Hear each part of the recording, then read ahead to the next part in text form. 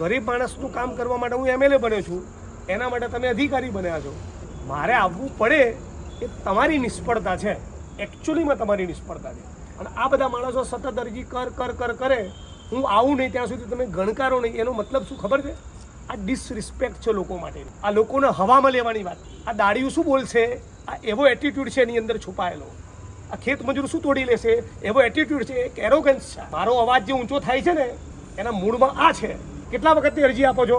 હું આપું છું 25 વર્ષથી. બોલો, આખા તમારા મહેસૂલી તંત્રે સામૂહિક આપઘાત કરીને ડૂબી મરવું જોઈએ? 50 વર્ષથી અને હવે હું આજે 8 વીઘાની જમીન ખાલી કરવાનો જ નથી. તમારી માપણી કરાવી મારે 5 વીઘાની જમીન ગઈ, 8 વીઘાની ખાલી કરી ભૂલી ગયા હોય છતાં કાઈ કાઈ ભાગી આ તો તમે 6 વર્ષથી આવો છો. નહીં, સાંભળો, આપણે એવું રાખીએ છીએ, તમારી પાસેથી હું એવો ભરોસો રાખીને જઉં છું કે એકાદ મહિનામાં પરબડીનું કામ 15 દિવસમાં મને એસડીએમે કહ્યું આપણે 15ના 17 દિવસ આપો, બરાબર? પણ યાત્રા આપણી ચાલુ, એમાં કોઈ મિનમેક થવું ના જોઈએ ભાઈ, નહીં તો પાછો મને ફોન ના કરતા, બરાબર? આ મુદ્દા નંબર 1. મુદ્દા નંબર 2, 15 થી 17 દિવસમાં પરબડીનું કામ પતી જાય એવી અપેક્ષા રાખીએ. મુદ્દા નંબર 3, પરબડીની જોડે આણંદપુર અને બીજા જે ગામો છે એની અપેક્ષા રાખીએ.